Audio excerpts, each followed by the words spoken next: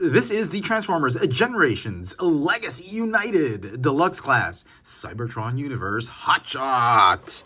The figure actually looks good in packaging. Packaging's great. They're using this new leader class type of stiff cardboard for the box. Not anymore the old typewriting paper type of material they used for the previous legacy figures for Voyagers and Deluxes. Very good, Hasbro. Thank you for listening to the fans. Some of you guys have already warned me about this figure. Is it really that bad? Because he actually looks pretty good in packaging. We're about to find out. Let's get this guy out of packaging.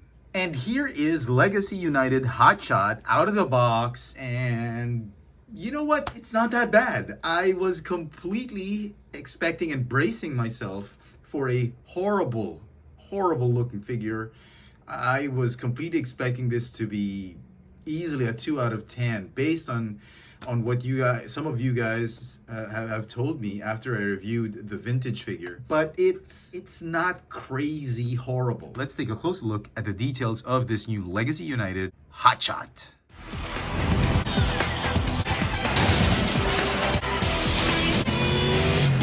Head to toe, the figure stands at about 14.5 centimeters tall, or about 5 3/4 inches tall. For comparisons, here he is with a couple of other Legacy figures we've got from the Legacy United 5-pack. Trailbreaker, which is relatively a large-ish deluxe class figure, and a small deluxe class figure, the Minibot Gears, also from the Legacy United lines. Here he is with a fellow Cybertron Universe figure and Big Boss Galaxy Upgrade, War for Cybertron Trilogy, Siege, Optimus Prime. Now, this one's a leader class figure, but the way he scales with this figure, I think it's all right. And here is a comparison that really put a smile on my face. This is my vintage 2009 Revenge of the Fallen toy line deluxe class Bumblebee. And if you look at their height, head to toe, up to their horns, the tip of their horns, they are exactly the same height. And I really love this. Is this Hasbro's return to form in giving us the proper size deluxe class figure? And finally, here he is with the super vintage 2004 figure, the Transformers Galaxy Force or Cybertron Hotshot. This is the Takara Tomy version. As you can see, there's a more subtle coloration on this figure compared to the brighter Hasbro colors. This is, I think, very accurate to the Hasbro figure. But you can see where the inspiration comes from, all the aesthetic, the detail, the sculpting, where it's all based off of. And it's based off of this old Cybertron figure. I think it is a very strong effort. I love that they've sort of modified some of the panels, the details, to make him a little bit more articulated, more flexible in posing. I really think the designers for this Legacy figure did a pretty good job. They didn't do a horrible job, in fact. Now, on to the details of this figure. He does come with his blaster, which is very similar to the old vintage figure. Instead of a rocket-firing missile, it's a solid piece, painted in silver. It comes with a Cyber Planet key. It feels cheap as heck. I don't know if this was on purpose, but if you shine a light to it, the edges do seem to glimmer, give it that light orange feel. The middle is just red.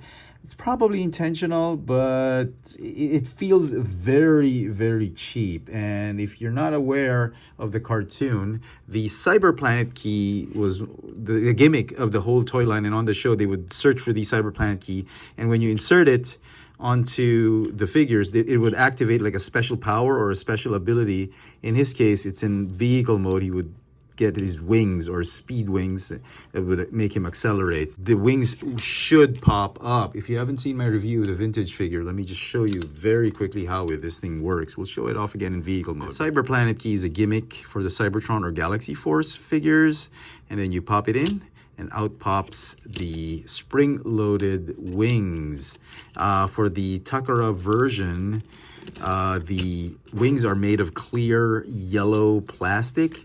The Hasbro version, I think, had the clear red plastic, but essentially that was the gimmicks. A lot of spring-loaded gimmicks for this line. And unfortunately, there are no springs right here. They're manually released. Let me give you a quick look at that head sculpt. I thought it was painted beautifully. It would have been nice if they made it clear plastic, that visor, but that would mean turning the entire head sculpt into clear plastic. It probably wouldn't have worked. You see the chest right here, lots of detailing, lots of really, really nice paint apps. Now, I mentioned earlier in the video that he's got some cheap plastic, and the wings are one of them. It looks very cheap. Surprisingly, it doesn't feel too cheap. So it looks like cheap plastic, but when you touch it, it's pretty hard. He's got some clear bits right here that feel somewhat premium. I don't think they're gonna crack anytime soon. The thighs are made of similar plastic to the wings, but thicker. They do look cheap as heck, but when you touch them, they feel very solid. The same with the muted navy blue fists. They look cheap, but they feel very solid. The light blue plastic, that's pretty premium. I was shocked. I honestly thought that once I took out my scientific plastic quality testing tool, we would hear cheap plastic, the cheapness, but you can hear how premium it is. I am shocked. The toes love to pop off. That was the first thing that happened when I took him out of the packaging. The twist ties snagged the toes and this thing popped off. So I think it's just the way it's been molded, but when you touch the plastic, they're very, very solid. The wheels, they do look and feel cheap, but when you touch them, again, they're very solid. So I don't know what to make of it. He looks very cheap, but he feels very premium. Articulation for the figure, the neck is on a ball joint. If you want better range of motion, you got to pop this backpack out of the way so you can position the neck in a upward looking fashion, and you can get him in some running poses and all that. Shoulders have hinges right here because of transformation. You got hinges right here to move the arms forward and backward. There's a little bit of a hinge right here on the side of the shoulder to allow some outward range of motion. If you notice that the way these shoulders have been positioned, they're at an angle. I don't know if it's a quality issue in my figure. Somebody let me know in the comments, but I've tried to put it down and I'm afraid I'm just going to break it or snap it or shear it off if I continue to do so. I think it was intentional that they did it this way, but do let me know if it's intentional or if I had a quality issue. He's got a bicep swivel. He's got a hinge elbow. This panel right here on his arm, which forms the doors of the car, kind of hinder that elbow articulation. You can remove the panels. I thought that was very clever. You don't want him displayed with panels, although that's not going to be accurate to the show, but it is an option. The wrists are on swivels, as I mentioned earlier. He's got a waist swivel. The hips are on hinges, swivel hinges. You can make him do the splits, kick forward and backward. He's got a thigh swivel, some hollowness, but they try to fill it out as best they can. Hinge knees that bend about 90 degrees. He's got the toe articulation, as I mentioned earlier, and he's got the rocker tilt. So let's transform Hotshot. First thing you want to do is set the accessories off to the side. The gun can be stored on his backpack or on his forearm. So set those off to the side. Open these panels on his shins. And then you want to fold and collapse the knees into the lower leg.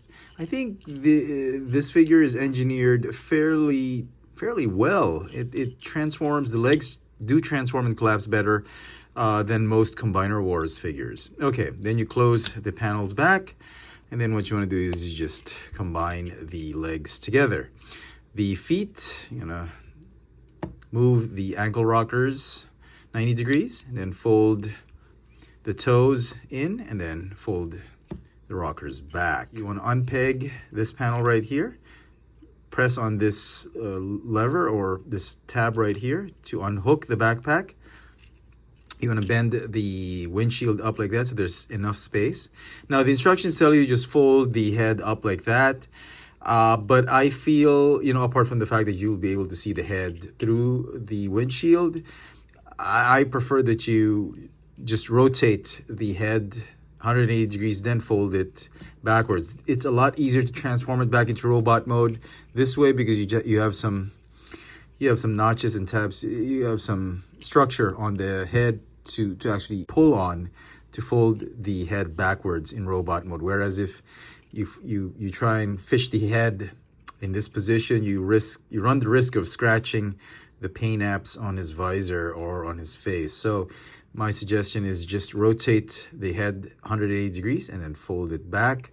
Make sure it's flush. And then fold the shoulders up, tab them together to form the front part of the car.